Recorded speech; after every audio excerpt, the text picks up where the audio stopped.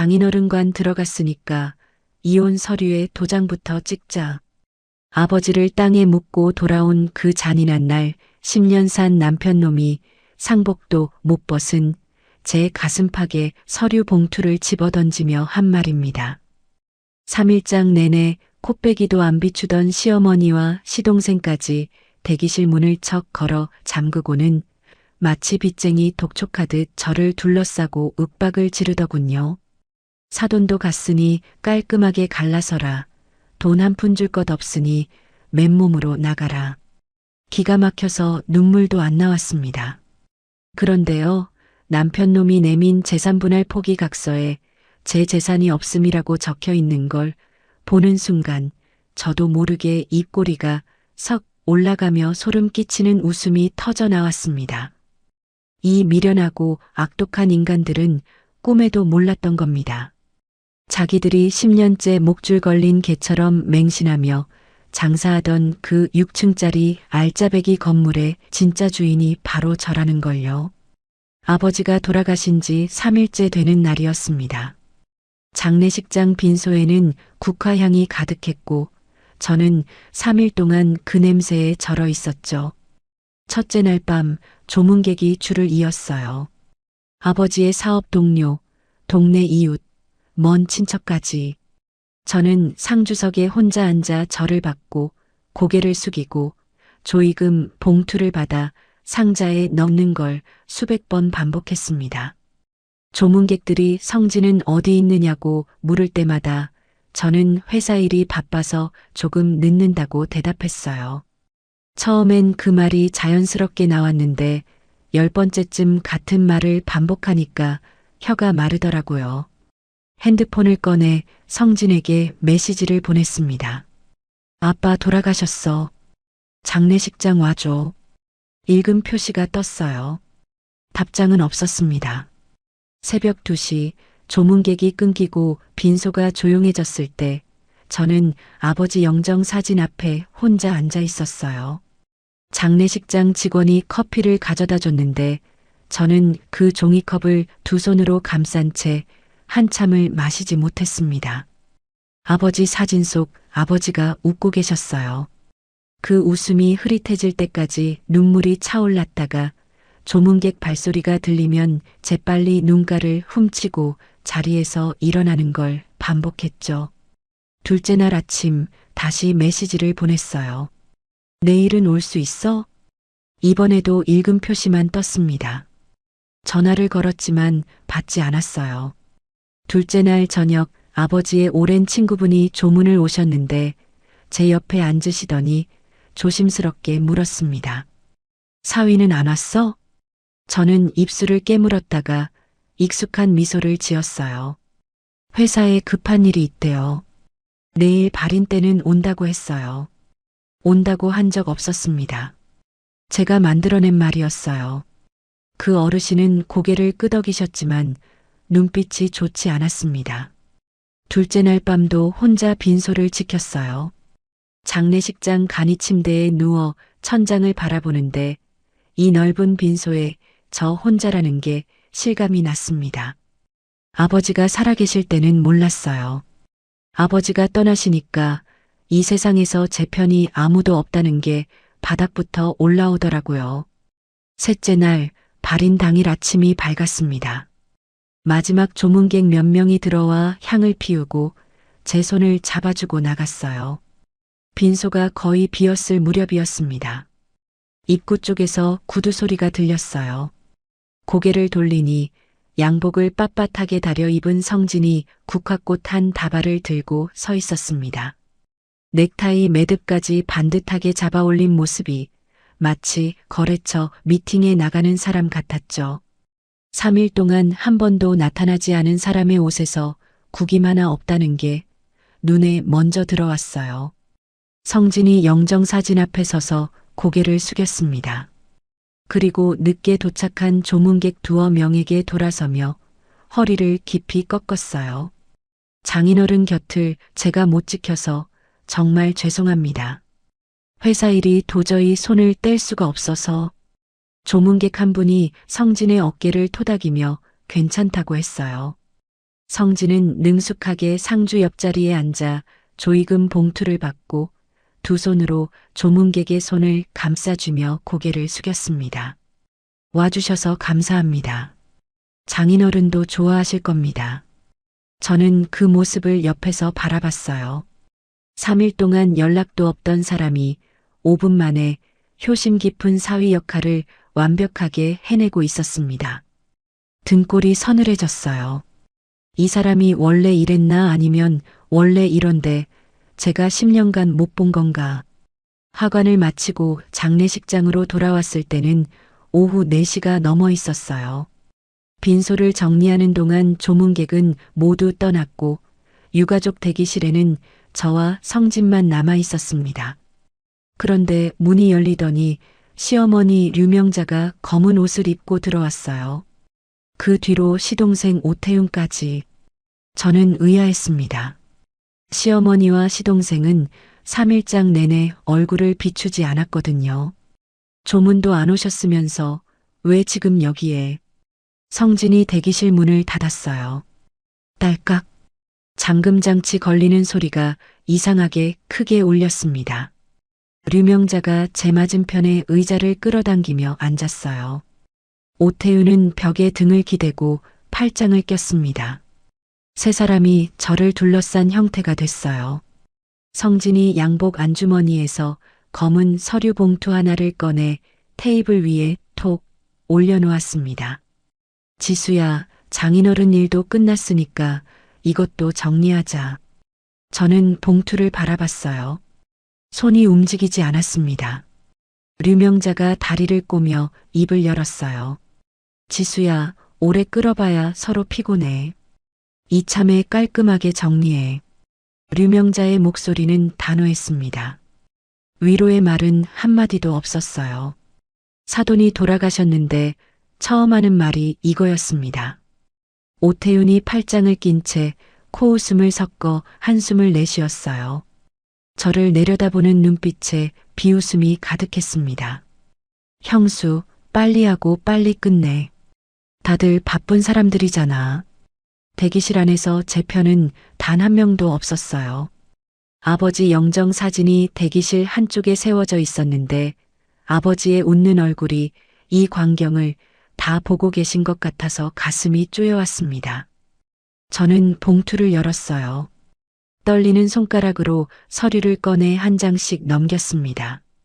이혼 합의서, 재산분할 포기 각서, 이혼 합의서의 사유란에는 성격 차이라고 적혀 있었어요. 성격 차이. 3일 동안 아내 아버지 장례식에 오지 않은 게 성격 차이. 각서의 재산 목록란을 봤습니다. 없음이라고 적혀 있었어요. 성진 쪽에서 제게 줄 것이 없다는 뜻이었지만 동시에 이 사람들이 제 재산의 존재를 전혀 모른다는 뜻이기도 했죠. 입꼬리가 올라갔습니다. 제 의지와 상관없이 저도 모르게 성진이 테이블을 손바닥으로 내리치며 의자에서 몸을 일으켰어요. 뭐가 웃겨? 지금 이 상황이 우스워? 류명자도 눈을 가늘게 뜨며 제 얼굴을 들여다봤습니다. 미쳤나? 아버지 돌아가셔서 정신이 나간 거야? 저는 서류를 가지런히 모아 봉투에 다시 넣었어요. 두 손으로 봉투를 반듯하게 정리하고 테이블 위에 올려놓은 뒤 고개를 들었습니다. 변호사한테 검토 받아볼게. 류명자의 표정이 굳었어요. 오태윤이 벽에서 등을 떼며 팔짱을 풀었습니다. 성진은 입을 반쯤 벌린 채 저를 바라봤어요. 이 며느리가 변호사라는 단어를 이렇게 담담하게 꺼낼 줄은 세 사람 모두 예상 못한 표정이었습니다. 저는 봉투를 들고 의자에서 일어났어요. 대기실 문을 열고 뒤돌아보지 않고 나왔습니다. 장례식장 주차장에 검은 세단 한 대가 서 있었어요. 운전석 창문이 내려가고 강 변호사가 고개를 내밀었습니다. 아버지의 30년 지기. 아버지가 세운 법인의 고문 변호사. 이 상황이 올 것을 아버지와 함께 오래전부터 준비해온 분이었죠. 저는 봉투를 건네며 짧게 말했어요. 아버지가 생전에 말씀하신 대로예요. 강 변호사가 서류를 꺼내 빠르게 훑어봤습니다. 60대의 깊은 주름 사이로 눈빛이 날카로워졌어요. 강 변호사가 서류를 봉투에 다시 넣으며 고개를 끄덕였습니다. 건물권은 바로 움직이지. 창식이가 다 준비해뒀으니까. 아버지가 15년 전에 사둔 6층짜리 상가 건물. 아버지가 세운 법인 이름으로 관리해온 그 건물의 지분 100%를 5년 전에 제 이름으로 넘기셨죠. 하지만 법인 대표는 강 변호사 이름으로 되어 있었고 성진은 물론이고 시댁 누구도 이 사실을 몰랐습니다. 저는 코트 안주머니에 손을 넣었어요. 아버지가 병상에서 마지막으로 쥐어준 편지 봉투가 손끝에 닿았습니다. 꺼내서 만져보다가 다시 주머니에 넣었어요. 아직은 열어볼 수가 없었습니다. 주차장을 가로질러 제 차로 걸어가면서 저는 아버지 영정 사진을 가슴에 안았습니다. 10년간의 결혼 생활에서 처음으로 끝내야 한다가 아니라 끝낼 수 있다는 생각이 들었어요. 장례식장 자동문이 열리고 바깥 공기가 차갑게 얼굴을 스쳤습니다. 저는 멈추지 않고 걸었습니다.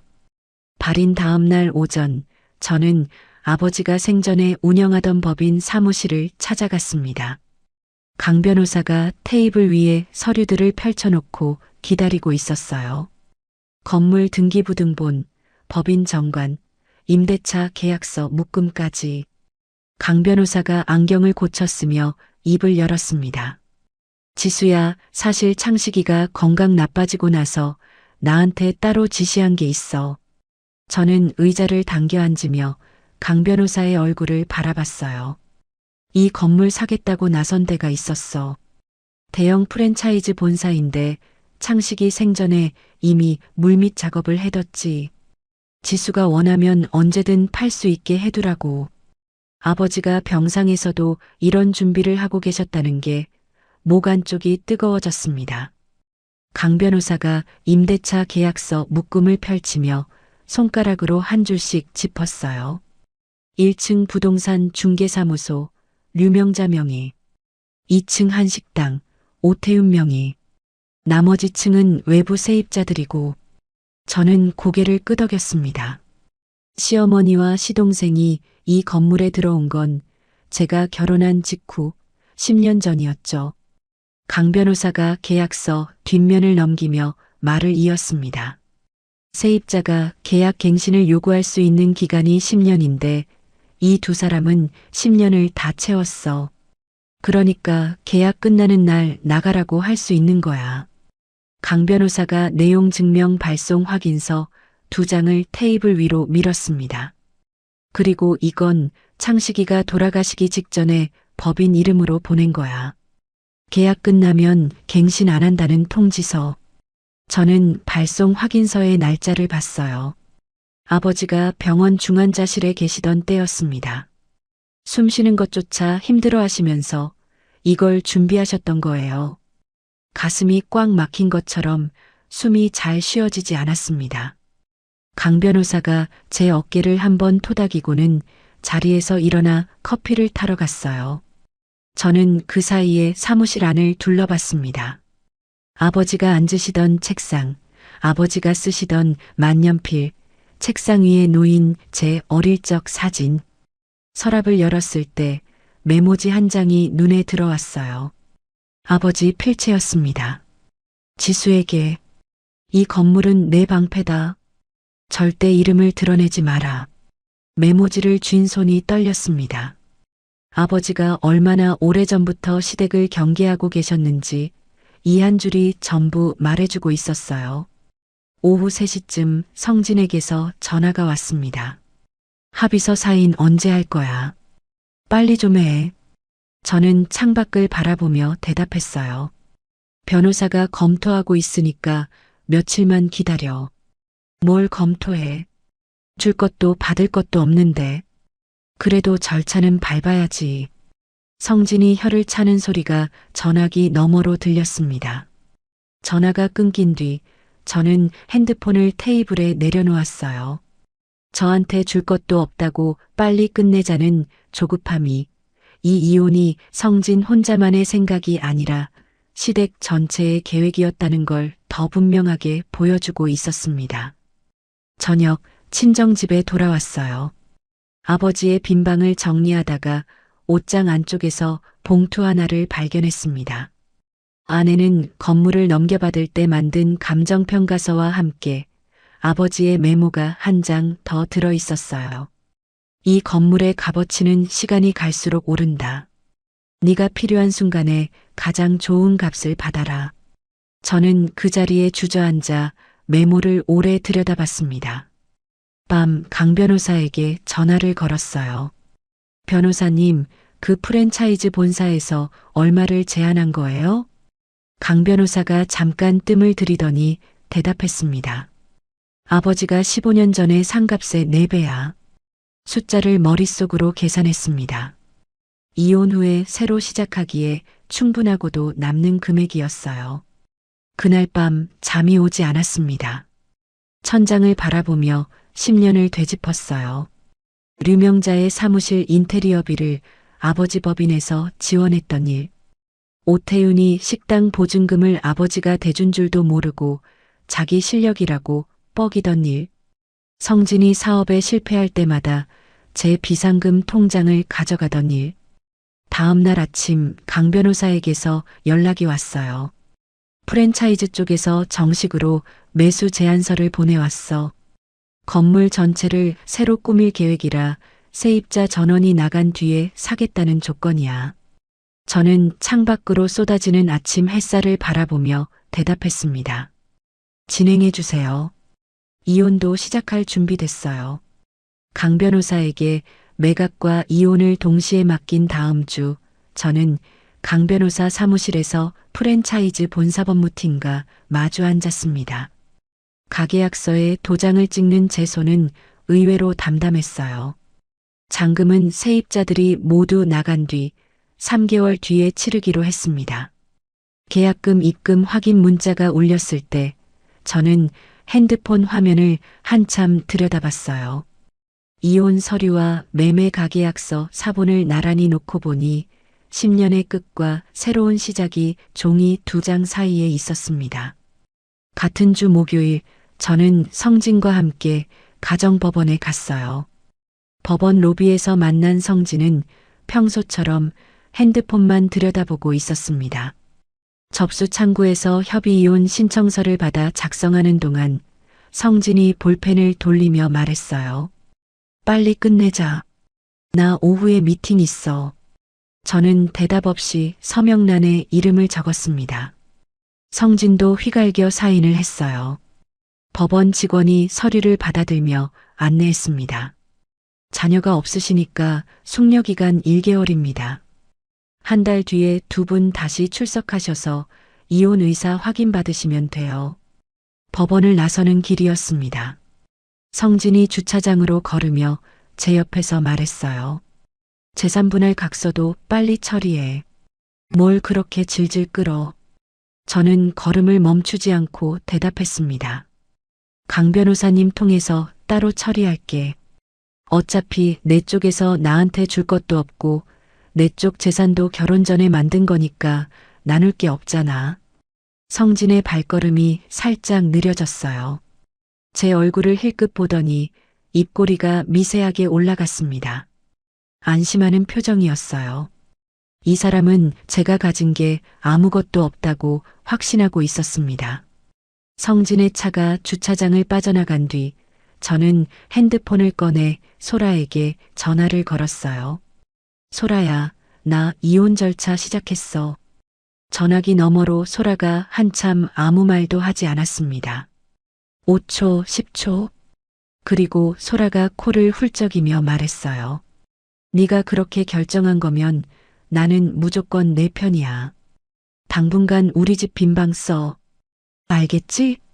저는 눈시울이 뜨거워져서 고개를 들어 하늘을 봤습니다. 고마워. 그날 저녁 시댁집으로 갔어요. 성진이 없는 시간을 골라서 옷장을 열었을 때 제 옷이 차지하는 공간이 성진 옷의 4분의 1도 안 되는 걸 봤습니다. 이 집에서 제가 얼마나 작은 사람이었는지 옷걸이 개수가 말해주고 있었어요. 캐리어 하나에 옷을 넣고 작은 가방에 세면도구와 아버지 사진을 챙겼습니다. 그게 전부였어요. 현관문을 열고 나오는 순간 엘리베이터에서 오태윤이 내렸습니다. 저와 눈이 마주치자 오태윤이 제 캐리어를 위아래로 훑어보며 입꼬리를 비틀었어요. 형수, 어디가? 쫓겨나는 거야? 저는 아무 말도 하지 않았습니다. 오태윤을 지나쳐 엘리베이터에 탔어요. 문이 닫히기 직전 오태윤이 킥킥거리는 소리가 들렸습니다. 차에 짐을 싣고 출발하면서 백미러로 시댁 아파트가 점점 작아지는 걸 봤어요. 10년을 살았는데 돌아보니 아무런 미련이 없었습니다. 소라의 집에 짐을 풀고 저는 베개 옆에 아버지의 편지 봉투를 올려놨어요. 손에 쥐었다가 다시 내려놓았습니다. 아직은 안 됐어요. 오늘은 여기까지만. 다음 날 강 변호사에게서 연락이 왔습니다. 류명자 쪽에서 아직 갱신 거절 통지에 대해 반응이 없어. 아마 아버지 돌아가시기 직전에 발송된 거라 심각하게 안 받아들이고 있는 것 같아. 저는 찻잔을 내려놓으며 물었어요. 시간이 지나면 알게 되겠죠? 그렇지. 그때가 되면 난리가 날 거야. 같은 주 강 변호사가 이혼 쪽 실무는 가사 전문인 정혜원 변호사에게 맡기겠다고 알려왔어요. 정혜원 변호사 사무실에서 첫 상담을 했습니다. 정혜원 변호사가 수첩에 메모하며 물었어요. 결혼 생활 중에 남편 쪽으로 빠져나간 돈이 있으세요? 성진이 사업 실패할 때마다 제 비상금을 가져갔어요. 합치면 한 2천만 원 정도. 정혜원 변호사가 펜을 멈추고 저를 바라봤습니다. 솔직히 말씀드리면 이 금액으로 소송하는 건 시간 낭비예요. 깔끔하게 마무리하시는 게 나아요. 저는 고개를 끄덕였어요. 이미 그 돈은 버린 셈 치고 있었으니까요. 상담을 마치고 돌아오며 저는 머릿속으로 일정을 정리했습니다. 숙려기간 1개월, 세입자 계약 만료까지 3개월. 이 시간 안에 매각을 끝내고 새 출발의 기반을 만들어야 했어요. 숙려기간이 시작되고 2주가 지난 화요일이었습니다. 오전에 강 변호사에게서 전화가 왔어요. 지수야, 오늘 류명자가 사무실에 찾아왔었어. 저는 소라의 거실 소파에서 몸을 일으키며 물었습니다. 무슨 일이었어요? 갱신 거절 통지서 받은 거 진짜냐고 따지러 온 거야. 사무실 문을 벌컥 열고 들어와서 소리를 지르더라고. 강 변호사가 잠깐 숨을 고르고 말을 이었어요. 내가 법인 대표 자격으로 통지서 적법하게 보낸 거 맞고 건물 매각도 진행 중이라고 알려줬지. 그랬더니 그 자리에서 주저앉더라. 저는 찻잔을 쥔 손에 힘이 들어가는 걸 느꼈습니다. 건물주가 누구냐고 추궁하던데 법인 지분 소유자 개인정보는 알려줄 수 없다고 선을 그었어. 근데 지수야, 류명자가 직접 법인 등기부를 떼어보면 내 이름이 나와. 그건 대비를 해둬야 해. 전화를 끊고 얼마 지나지 않아 예상대로 성진에게서 전화가 왔습니다. 지수야, 건물이 팔린다는 게 무슨 소리야? 우리 엄마가 지금 난리인데. 성진의 목소리가 떨리고 있었어요. 저는 창가에 서서 담담하게 말했습니다. 아빠 법인 소유 건물이 매각 절차에 들어간 거야. 뭐? 그게 무슨? 그 법인 지분을 아빠가 5년 전에 나한테 넘겼어. 나는 그 건물의 주인이야, 성진아. 전화기 너머로 아무 소리도 들리지 않았습니다. 거친 숨소리만 한참 계속됐어요. 그러면 우리 엄마 사무실은 어떻게 되는 거야? 계약 만료 후에 갱신 거절 통지가 나간 상태야. 이미 절차가 시작됐고 내 손을 떠난 일이야. 성진이 뭔가 말하려다 입을 다무는 소리가 들렸습니다. 그리고 전화가 뚝 끊겼어요. 그 직후부터 류명자의 전화가 시작됐습니다. 핸드폰 화면에 시어머니라는 글자가 뜨고 꺼지고 다시 뜨고 저는 받지 않았어요. 핸드폰을 뒤집어 테이블 위에 올려놓고 소라가 끓여준 보리차를 마시며 창밖을 바라봤습니다. 소라가 부엌에서 나오며 테이블 위에 핸드폰을 힐끗 봤어요. 화면이 또 켜졌다 꺼졌습니다. 안 받을 거지? 응. 소라가 제 옆에 앉으며 고개를 끄덕였어요. 2시간이 지났을 때 부재중 전화를 세어봤습니다. 류명자 19통, 성진 8통, 오태윤 5통. 저녁 7시쯤 소라의 핸드폰이 울렸어요.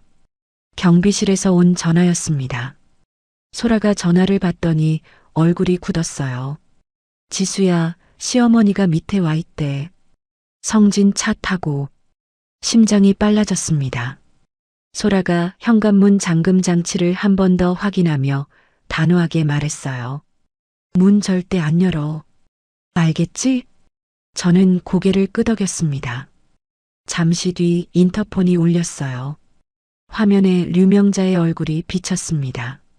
머리카락이 헝클어져 있었고 눈이 벌겋게 부어 있었어요. 류명자가 인터폰 앞에서 소리를 질렀습니다. 한지수, 문 열어. 당장 나와. 소라가 제 앞에 서서 팔짱을 꼈어요. 저는 인터폰 화면을 바라보며 움직이지 않았습니다. 네가 사람한테 이럴 수가 있어. 10년을 가족으로 살았으면서. 류명자의 목소리가 복도 전체에 울렸어요.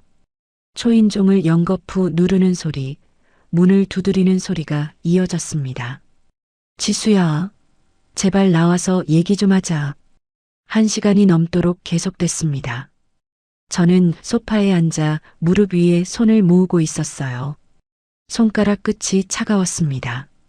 경비원이 올라온 것 같았어요. 인터폰 너머로 경비원의 목소리가 들렸습니다. 사모님, 이러시면 다른 입주민들한테 피해가 갑니다. 내려가셔야 해요. 류명자가 뭐라고 고성을 지르다가 결국 발소리가 멀어져 갔습니다. 소라가 제 옆에 앉으며 등을 쓸어줬어요. 괜찮아. 갔어. 저는 핸드폰을 들어 부재중 전화 목록을 스크롤했습니다. 류명자 27통, 성진 14통, 오태윤 11통, 합계 52통. 밤 10시가 넘어서 문자가 오기 시작했어요. 류명자였습니다. 네가 뭔 짓을 한 거냐? 전화 좀 받아라. 제발 전화 좀 받아. 문자의 톤이 점점 바뀌었어요. 추궁에서 애원으로. 새벽 1시 마지막 문자가 도착했습니다. 길바닥에서 노숙이라도 하라는 거냐? 저는 문자를 읽고 핸드폰을 내려놓았어요. 베개 옆에 놓인 아버지의 편지 봉투가 눈에 들어왔습니다. 아버지가 병상에서 갱신 거절 통지를 준비하셨던 건 바로 오늘 같은 날이 올 걸 아셨기 때문이었죠. 소라가 따뜻한 우유 한 잔을 들고 와서 제 손에 쥐어줬습니다. 자, 마시고 좀 자. 저는 우유를 한 모금 마시며 핸드폰 달력을 열었어요. 숙려기간 2주 남음. 세입자 계약 만료까지 2개월 반. 지금부터가 진짜였습니다. 류명자의 전화 폭격이 있고 나흘 뒤 강 변호사에게서 연락이 왔습니다. 류명자가 법인 등기부를 직접 떼어봤어. 지분 소유자가 한지수라는 걸 확인한 모양이야. 저는 예상했던 일이라 놀랍지 않았어요. 그래서요? 이번엔 전화가 아니라 내용 증명을 보내왔어. 며느리가 시어머니의 생계를 고의로 무너뜨렸다. 손해배상 청구하겠다. 이런 내용인데. 강 변호사가 코웃음을 치며 말을 이었습니다. 법적 근거가 하나도 없는 엄포야. 무시해도 돼. 전화를 끊고 이틀 뒤 저녁에 소라와 함께 아파트 로비로 내려갔을 때였어요. 엘리베이터 문이 열리자 로비 벤치에 오태윤이 앉아 있었습니다. 저를 보자마자 벌떡 일어났어요. 평소 팔짱을 끼고 비웃던 모습은 온데간데 없었습니다. 고개를 푹 숙이고 입술을 깨물더니 말했어요. 형수, 식당만 살려줘. 내가 잘못했어. 제발. 오태윤의 목소리가 떨리고 있었습니다. 소라가 제 옆에서 팔짱을 끼며 오태윤을 노려봤어요. 저는 오태윤을 내려다보며 입을 열었습니다. 건물 매매 가계약이 이미 된 상태야. 사는 쪽에서 세입자 전원 퇴거가 조건이고 내가 할 수 있는 게 없어. 형수, 한 번만. 더 할 말 없어. 오태윤이 입을 다물었습니다. 고개를 떨군 채 로비를 빠져나가는 오태윤의 뒷모습을 바라보며 저는 엘리베이터 안으로 다시 들어갔어요. 문이 닫히고 소라가 제 얼굴을 살폈습니다. 괜찮아? 저는 눈을 감았어요. 3년 전 추석이 떠올랐습니다.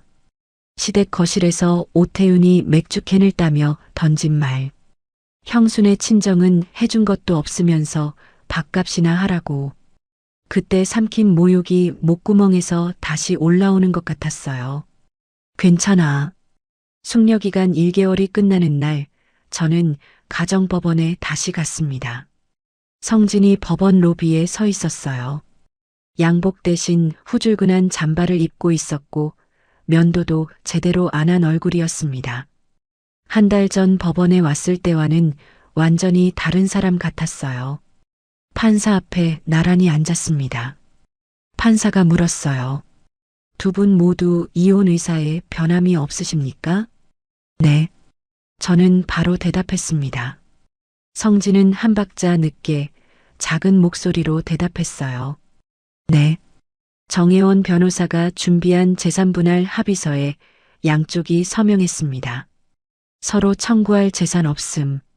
이혼 신고서를 법원 직원에게 제출하고 저는 자리에서 일어났어요. 법원 복도를 걸어 나오는데 뒤에서 성진의 발소리가 따라왔습니다. 지수야. 걸음을 멈추지 않았어요. 미안해. 성진의 목소리가 작았습니다. 저는 뒤를 돌아보지 않고 계속 걸었어요. 법원 현관문까지 쉰 걸음. 10년의 결혼이 이 복도를 걸어 나오는 것으로 끝났습니다. 이혼이 확정되고 일주일 뒤 강 변호사에게서 연락이 왔어요. 매수인 쪽에서 잔금 일정을 확정해 왔어. 세입자 계약 만료일에 맞춰서 2개월 뒤에 잔금 치르고 소유권 넘기기로 했어. 알겠습니다. 남은 절차 하나씩 챙길게요. 전화를 끊고 소라와 집 근처 카페에 앉았어요. 소라가 아메리카노를 한 모금 마시고 물었습니다. 앞으로 뭐 할 거야? 저는 커피잔을 감싸주며 대답했어요. 아빠가 살아계실 때 말씀하시던 게 있어. 역세권에 작은 상가 하나 사서 안정적으로 임대료 받으면서 사는 거. 매각 대금 일부로 그거 해보려고. 소라가 고개를 끄덕이며 웃었습니다. 너 아빠 닮았다, 진짜. 다음 날 강 변호사의 소개로 부동산 전문가 유정민을 만났어요. 역세권 상가 매물 3곳을 함께 돌아봤습니다. 저는 각 매물의 사람 동선, 지하철역까지의 거리, 월세 수익을 꼼꼼히 따졌어요. 유정민이 메모를 하다 말고 고개를 들어 저를 봤습니다. 이쪽 일 해보신 적 있으세요? 보는 눈이 보통이 아닌데. 아버지한테 배웠어요. 매물 답사를 마치고 돌아오는 길 코트 안주머니의 편지 봉투를 만졌습니다. 이제 열어볼 때가 된 것 같았어요. 그날 밤 소라의 거실에서 봉투를 뜯었습니다. 2장의 편지지에 아버지의 글씨가 빼곡했어요. 첫 문장을 읽는 순간 눈앞이 흐려졌습니다. 네가 이 편지를 읽고 있다면 아빠는 이미 내 곁에 없겠지만 아빠가 남긴 것들이 널 지켜줄 거다. 아버지의 미안함, 건물의 의미, 딸이 단단하게 살기를 바라는 마음이 한 줄 한 줄 이어졌어요. 마지막 줄에서 손가락이 멈췄습니다. 네가 웃을 수 있는 쪽을 선택해라. 편지지 위로 눈물이 떨어졌습니다. 저는 소리 없이 오래 울었어요. 아버지의 편지를 읽고 난 다음 날 아침, 세면대 앞에 섰습니다. 거울 속 제 눈두덩이가 부어 있었어요. 찬물로 얼굴을 씻으며 지난밤의 울음을 떠올렸습니다. 시댁 때문에 운 게 아니었어요. 아버지를 잃은 슬픔, 그리고 아버지의 사랑을 이제야 온전히 알아버린 데서 온 울음이었죠.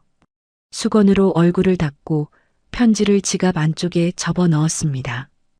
이제부터 이 편지는 제 곁에 있을 거예요. 그 주 강 변호사에게서 연락이 왔습니다. 류명자 쪽에서 법무사를 통해 임대차 갱신을 요구하는 서면을 보내왔어. 저는 핸드폰을 어깨에 끼고 커피를 내리며 물었어요. 효력이 있는 건가요? 없어. 갱신 요구권 10년이 이미 다 소진된 상태니까. 법적 효력 없다는 답변서 보내놨어. 강 변호사가 잠깐 뜸을 들이고 말을 이었습니다. 류명자가 쓸 수 있는 법적 수단은 이제 아무것도 없어. 전부 막혔어.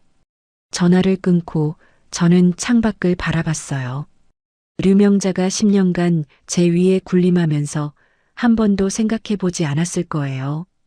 자기가 딛고 서 있는 땅이 누구의 것인지.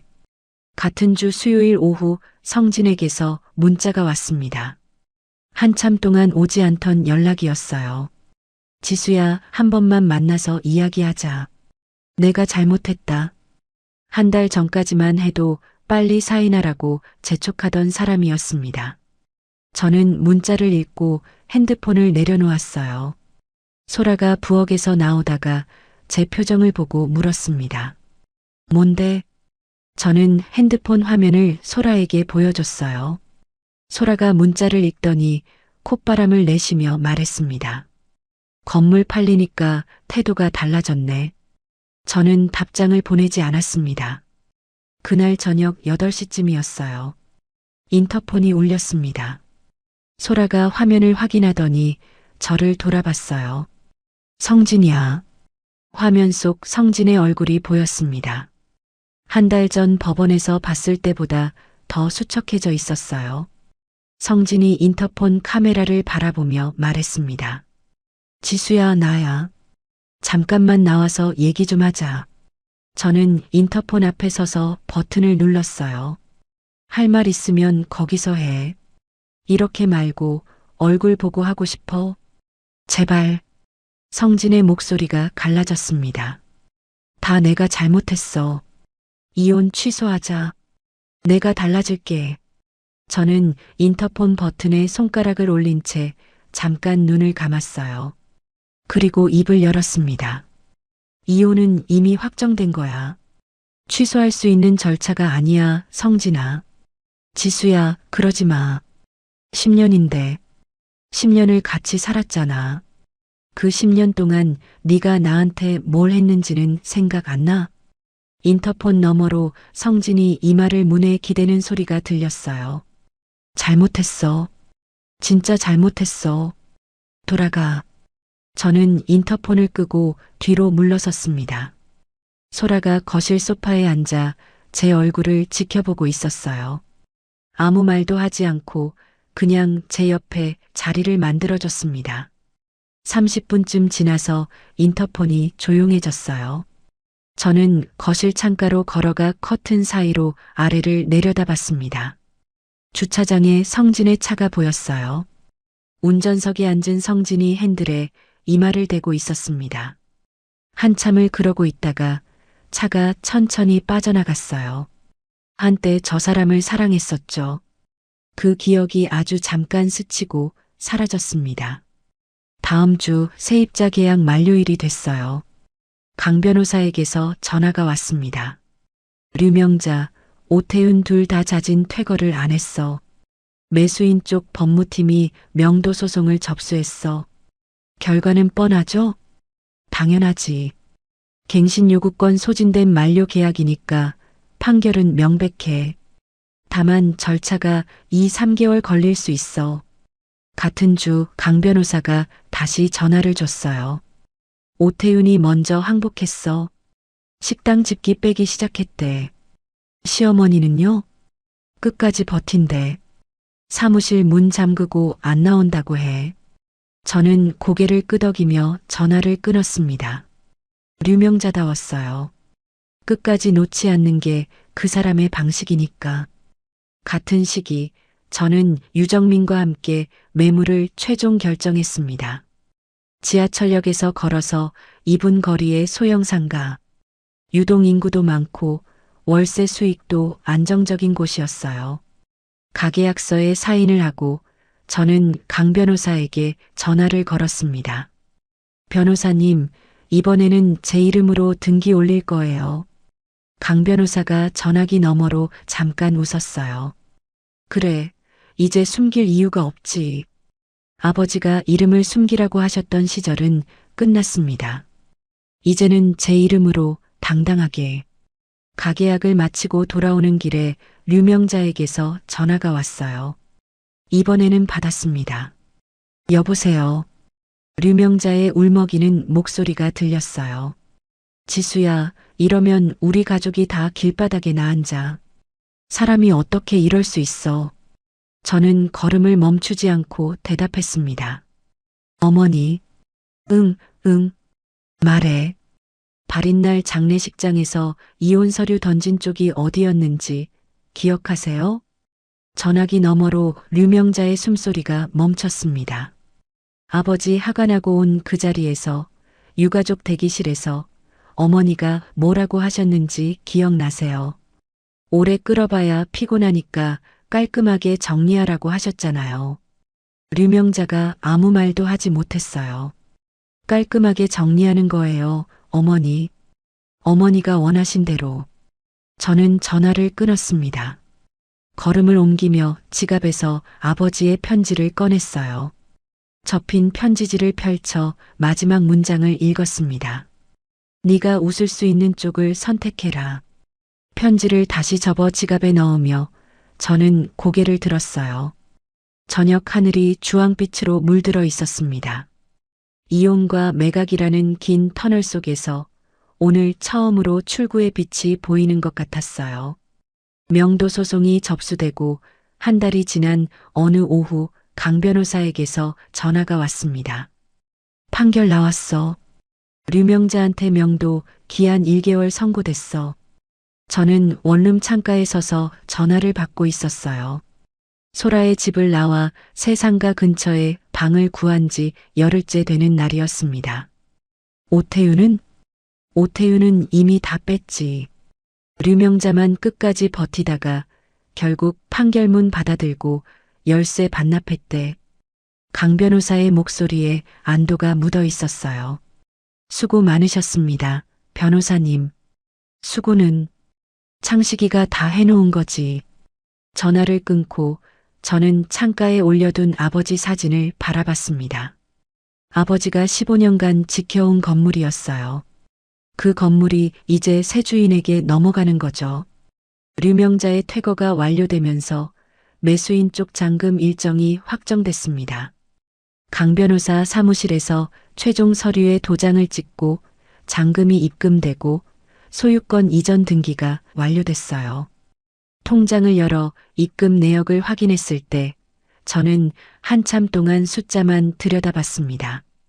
아버지가 15년 전에 매입하고 관리하고 지켜온 것.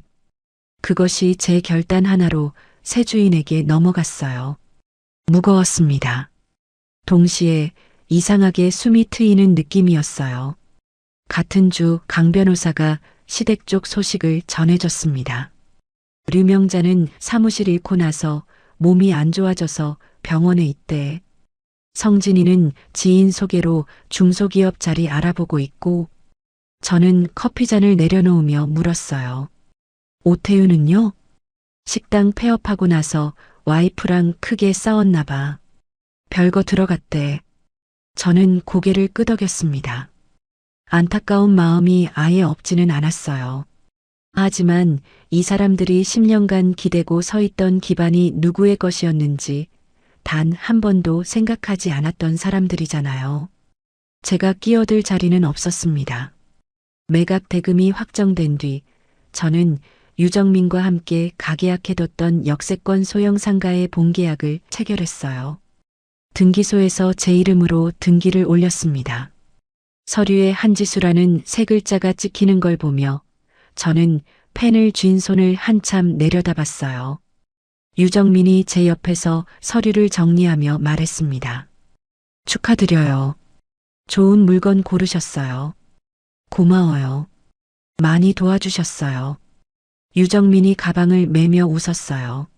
아버님한테 배우셨다고 하셨잖아요. 진짜 그런 것 같아요. 보는 눈이. 등기소를 나오며 저는 생각했습니다. 이 상가는 아버지의 유산이 아니에요.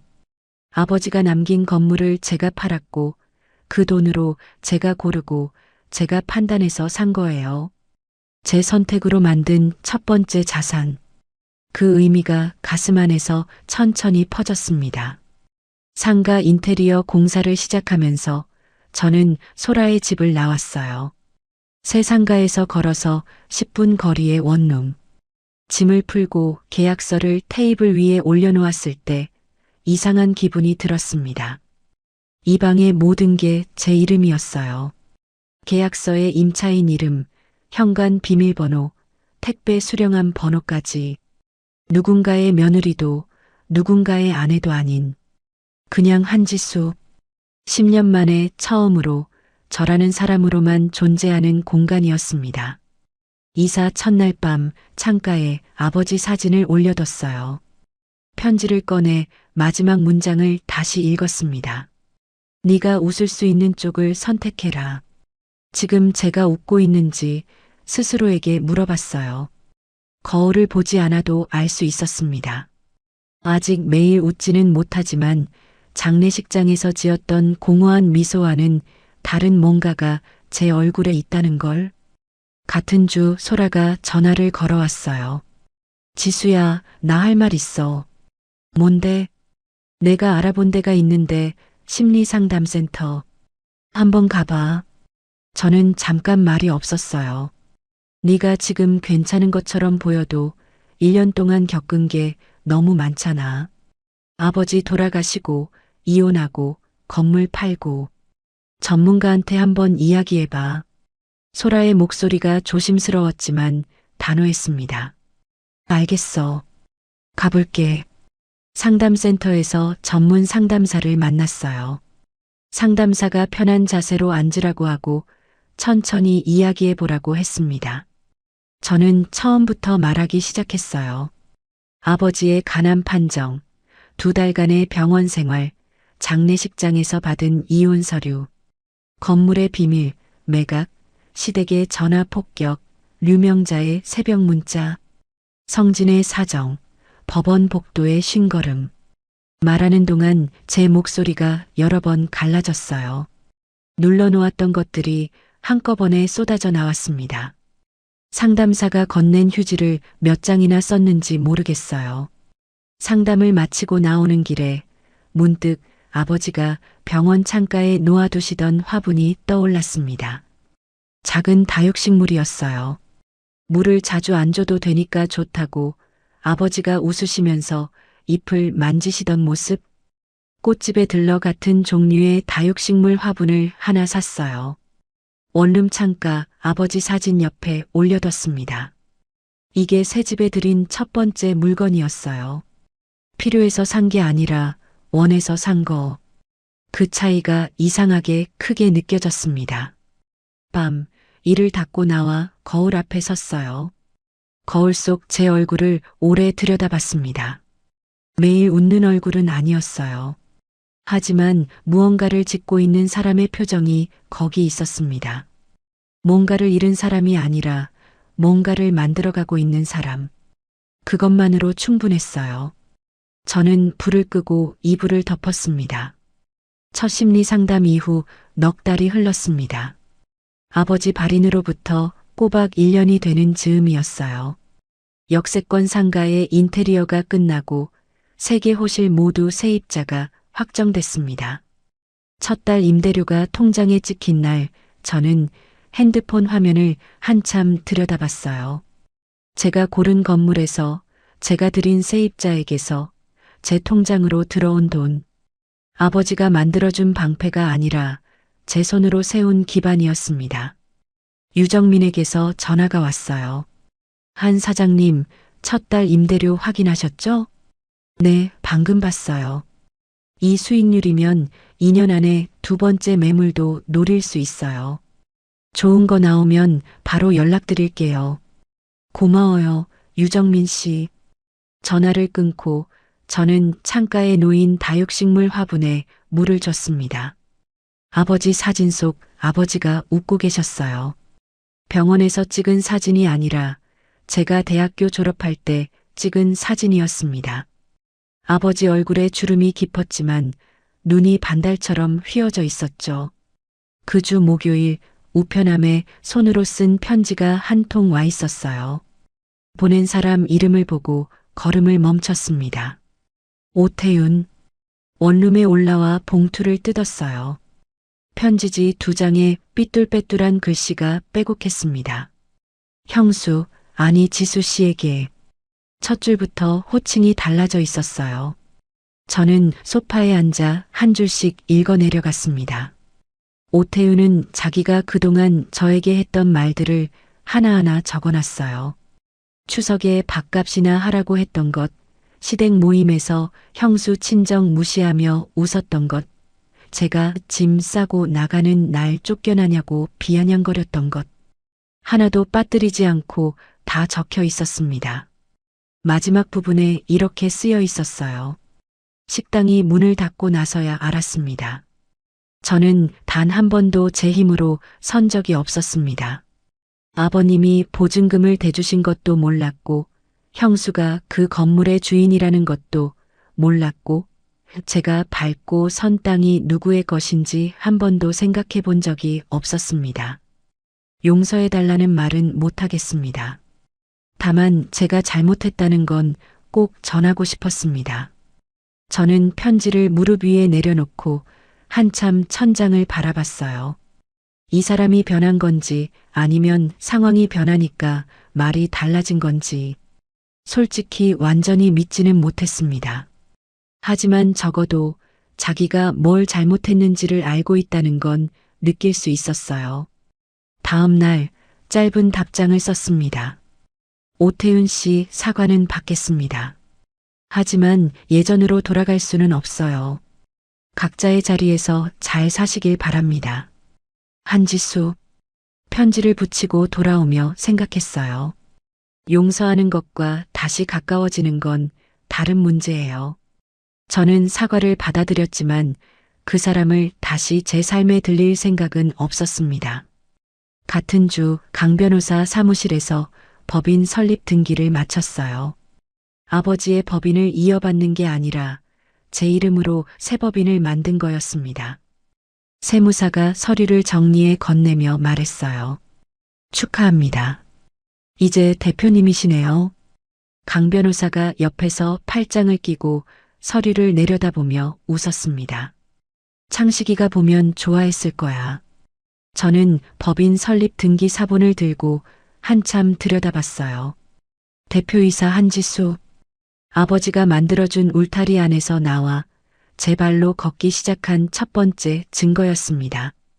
법인 설립을 마친 날 저녁, 소라와 유정민, 강 변호사 세 사람과 작은 식당에서 저녁을 먹었어요. 강 변호사가 소주잔을 들며 말했습니다. 오늘은 축하하는 날이니까 한잔하자. 네 사람이 잔을 부딪혔어요. 저는 소주를 한 모금 마시고 잔을 내려놓으며 입을 열었습니다. 1년 전 이맘때 아버지 장례식장에서 이혼 서류를 받았어요. 세 사람이 조용해졌습니다. 소라가 젓가락을 내려놓고 유정민이 고개를 숙였어요. 강 변호사의 눈가에 주름이 깊어졌습니다. 소라가 제 얼굴을 바라보다가 소주잔을 들어 올리며 말했어요. 그래서 지금 여기 앉아 있는 거 아니야. 잔이 부딪히는 소리가 작게 울렸습니다. 저는 웃었어요. 다음 날 아침 아버지의 기일이었습니다. 혼자 산소를 찾아갔어요. 가는 길에 꽃집에서 국화 한 다발을 샀습니다. 묘비 앞에 꽃을 놓고 절을 했어요.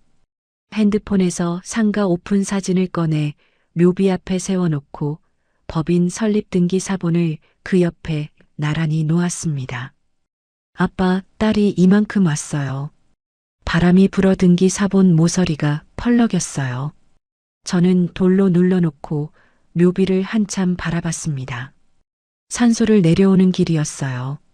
산 입구 주차장 근처에 누군가 서 있었습니다. 가까이 가니 오태윤이었어요. 오태윤은 저를 보고 움찔하더니 고개를 깊이 숙였습니다. 손에 국화 몇 송이를 들고 있었어요. 지수 씨, 아버님 산소에 한번 인사드려도 되겠습니까? 목소리가 조심스러웠어요. 1년 전에 형수 쫓겨나냐고 킥킥거리던 사람과는 완전히 다른 사람이 서 있었습니다. 저는 잠깐 오태윤을 바라봤어요. 3초, 5초, 그리고 짧게 대답했습니다. 가보세요. 오태윤이 고개를 한 번 더 숙이고 산길을 올라갔어요. 저는 오태윤의 뒷모습을 보지 않고 차로 걸어갔습니다. 시댁 가족 중에 유일하게 변한 사람이 오태윤이라는 건 인정했어요. 하지만 다시 가까워질 생각은 없었습니다. 각자의 자리에서 제대로 사는 것, 그게 유일한 답이에요. 차에 올라 시동을 걸고 주차장을 빠져나왔습니다. 핸들을 잡은 채 신호를 기다리며 지갑에서 아버지 편지를 꺼냈어요. 접힌 편지지를 펼치지 않아도 마지막 문장은 외우고 있었습니다. 네가 웃을 수 있는 쪽을 선택해라. 1년 전 이 편지를 뜯지 못해 베개 옆에 올려놓고 뒤척이던 밤. 그때의 저와 지금의 저 사이에는 365일이라는 시간이 있었어요. 그 시간 동안 이 편지는 슬픔의 유품에서 살아가는 지도가 됐습니다. 원룸에 돌아와 아버지 사진 옆에 법인 설립 등기 사본을 세워뒀어요. 화분에 물을 주고 거울 앞에 섰습니다. 거울 속에 제가 있었어요. 장례식장에서 이혼 서류를 받으며 지었던 미소가 아니었습니다. 제 힘으로 세운 삶 위에 선 사람의 웃음이었어요. 저는 그 얼굴을 오래 바라봤습니다. 그리고 창문을 열어 바깥 공기를 깊이 들이마셨어요. 참 이 사연을 읽으면서 자꾸 제 가슴을 치던 장면이 있었습니다. 바로 한지수 씨의 아버지 한창식 씨가 병상에서 마지막까지 하신 일들이에요. 숨 한 번 쉬기도 힘든 그 고통 속에서 내용 증명에 메모에 편지까지 딸이 웃을 수 있는 길을 아주 자갈밭 하나 없이 닦아놓고 가신 거잖아요. 자식 키우는 부모 마음이 다 이런가 싶어 목이 꽉 메어왔습니다. 하지만 아버지가 아무리 판을 깔아줬어도 지수 씨 본인이 무너지면 끝인 거 아시죠? 10년 동안 시댁 인간들이 지수 씨를 아주 만만하게 보고 밟아댔던 건 지수 씨가 착해서가 아니라 착한 척 가면을 쓴 악마들의 본성을 너무 늦게 알아차렸기 때문입니다. 원래 남의 눈에 피눈물 흘리게 하는 인간들은요, 끝까지 지들이 뭘 잘못했는지 모릅니다. 이번에 시동생이 사과 편지 보냈다고 하죠? 그것도 자기 미천이 통째로 날아가니까 그제야 대가리 숙이는 척 연기하는 겁니다. 시청자 여러분, 내 호의를 당연하게 여기는 인간들에게 베푸는 친절은요, 미덕이 아니라 독약입니다. 내가 굳이 악하게 살 필요는 없지만 남이 내 인생을 흔들 때는 지수 씨처럼 아주 서늘하고 영리하게 쳐낼 줄도 알아야 합니다. 시청자 여러분은 어떻게 생각하시나요? 오늘 사연이 시원하셨다면 구독과 좋아요 꾹 눌러주시고요. 이야기를 끝까지 들어주신 분이 계시다면 잘 들었다고 댓글 하나만 남겨주세요.